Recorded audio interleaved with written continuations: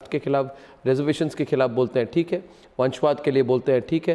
राहुल गांधी ये भी कहते हैं कांग्रेस मूवमेंट जो है एनआरआई मूवमेंट था। इससे पता चलता है कि या तो उनको पता नहीं है, या ही वो इग्नोरेंट है, या फिर वो जेन्युइनली बिलीव करते हैं Congress movement was NRI movement. आप इस पर भी आप will agree with him? You allied with Rahul Gandhi despite those differences ideology. आपने अनकंडीशनल सपोर्ट नवंबर में राहुल गांधी को दिया हुआ है। मैं तीसरी बार आपको पूछ रहा हूँ, ये सपोर्ट किस बेसिस पर है, आधार क्या है? हमारा सपोर्ट सिर्फ रिजर्वेशन के मूवमेंट पर उनके साथ था।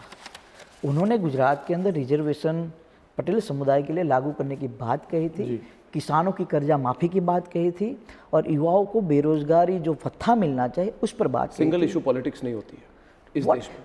इससे कैसे हम कह सकते हैं कि सिंगल इशू पॉलिटिक्स नहीं होती है, मल्टी इशू पॉलिटिक्स होती है। अयोध्या में जैसे आप कहते हैं, कांग्रेस कहती है कि अयोध्या के मामले को 2019 तक कोई रेजोल्यूशन, कोई जजमेंट नहीं आनी चाहिए। तो क्या आप उस बात पर भी कांग्रेस को सपोर्ट करते हैं? नहीं, बिल्कुल नहीं।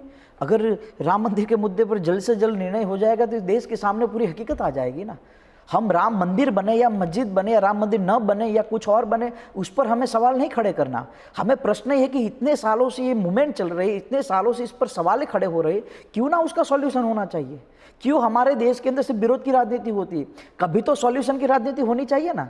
अगर भाजपा होती है तो कांग्रेस विरोध करती, कांग्रेस होती है तो भाजपा विरोध करती। कांग्रेस की जो पोजीशन है अयोध्या में वो गलत है? मैं चाहता हूं कि अयोध्या गलत है कि नहीं है? अयोध्या के अंदर जल्द से जल्द फैसला गलत है कि नहीं?